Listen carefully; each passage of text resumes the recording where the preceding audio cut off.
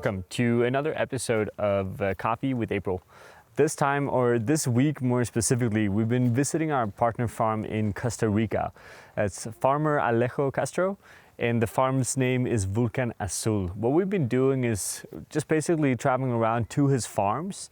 He has 3 different farms in total at 3 different areas. And where we're standing right now is at the estate farm, where we find a lot of different varietals, which we're going to talk about in a different video. So what we're going to see is a bunch of different videos from the farm where we're explaining a few more things, a bit more specific in details. So what we have behind us here, it's basically the mill. So here is where he's producing more or less all of his coffee. So Alejo is only producing his own coffee, so coffees from the 3 surrounding farms.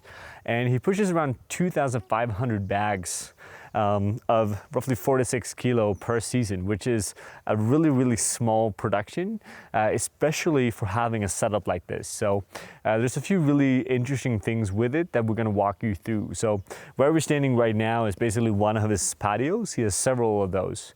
Here's where it's processing most of the microlots that he does. His main production is divided into both larger regional lots based on the 3 different farms, as well as microlots, being varietals such as Catura, Lurina, SO28, Geisha, basically all the fancy varietals possible. Again, we'll talk about them later. So what we're doing here is that we're looking into how is he actually processing his coffee. And he's looking at 3 or 4 major ways of processing, which will be full natural coffee. It'll be red honey natural, which is basically a deep pulp coffee that still carries a lot of the fruit on the coffee. White honey, which is deep pulped as well, but carries slightly less fruit than the red honey, as well as the washed processed coffee, which is basically doesn't have any of the mucilage still on the bean when it's drying. All of these processing methods is going to generate a slightly different character to the coffee. We, as most of you already know, are tending to go for more washed coffees. We're going to see some of the yellow honey as well. On top of that, some of the red honey, but for now we're staying away from the natural coffee.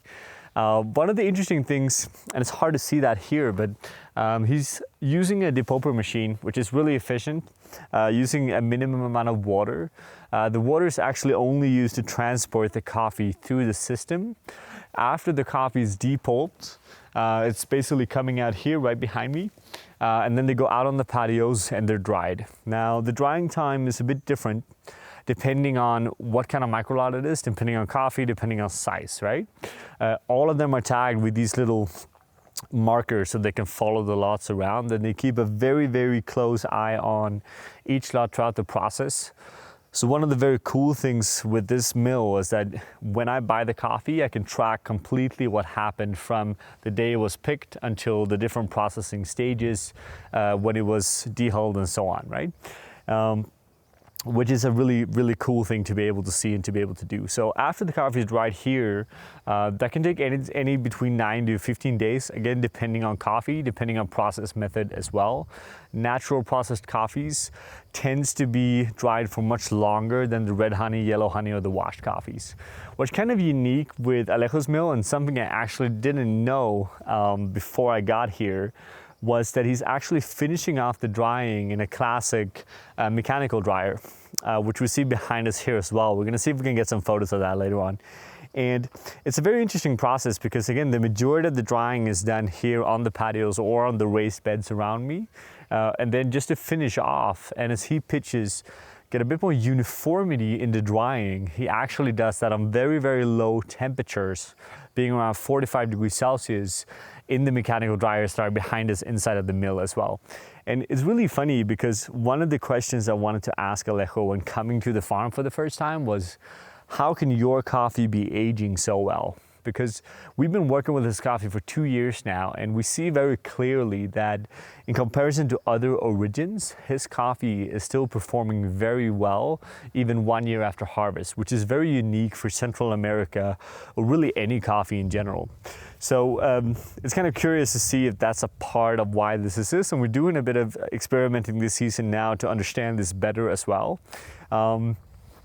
So yeah, just a first kind of idea, generalizing, this is the mill, this is basically where the magic happens. And now we're gonna basically take a tour around the farm, looking at a bit of varietals, talking more about that as well, but there'll be a different video. So as always, thank you guys for watching. And yeah, we'll see a lot more of Volcan Azul and Alejo later on as well. Thank you.